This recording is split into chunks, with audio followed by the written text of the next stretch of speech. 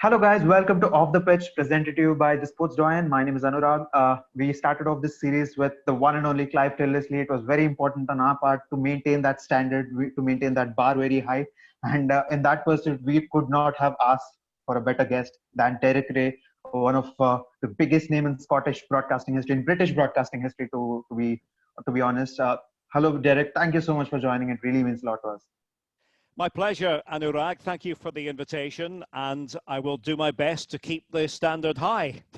Very recently, in recent years, you've gotten into the e-gaming area as well, FIFA. So a little bit of an anecdote here. So a few days back, I said to a few of my friends that I'll be interviewing Derek Rae. So they don't watch football, so they didn't recognize you much, but they are avid FIFA game fans. And the moment I sort of did a small impersonation of you and when you introduced Lee Dixon and yourself, I'll not do that. That was very horrible. But once I did that, I want to hear it. no, please. That was really bad. That was really bad. So once I did that, they really got excited and they actually wanted to join the call, but for strictly professional reasons, we couldn't do that. But I mean, that is what the game does to the footballing world, or to even to those who don't watch the game. And how has that experience been? Because you don't have the energy to feed off. It's a bit sort of, you have to do everything inside a closed room, and you have to work on prompts basically. So how was that experience for you? It's a brilliant experience. I absolutely love it. And to be honest, I still feel very honored that EA Sports invited me to be one of the commentators on FIFA a few years ago, because they could have gone to any commentator in the world. And it turns out that they were very familiar with my work on the Champions League, and they were moving towards getting the Champions League as part of the FIFA game that year, FIFA 19 it was. And so when I go into the studio to do FIFA, I have a big smile on my face, and all my colleagues will confirm that, because I view it as a great creative challenge, because you go in not really knowing what the day is going to bring.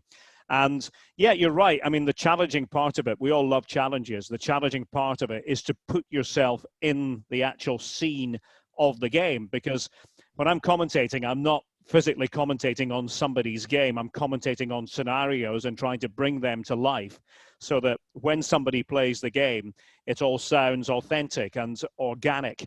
And I have to really pay tribute to the people behind the scenes at EA Sports, because on the technical side, on the production side, on the audio side, they do such a wonderful job of making it all seem realistic, of making the different things join up. And that is the beauty of it. You know, I don't necessarily know at the time what is going to join up with what. I have to have a vague idea, and that's where inflection comes into it, and making sure that I put the right inflection on a particular phrase. But the whole thing is just a fascinating experience. And yeah, it's become a huge part of my life. And there's no doubt that there are people now who perhaps don't know my work at all, you know, through all the years that I've been doing it, or didn't know my work at all, but now associate me with the iconic FIFA game. So when somebody says that, I always sort of stop to think and, you know, just put into my head what it means to people around the world, this hugely popular video game that I'm now part of.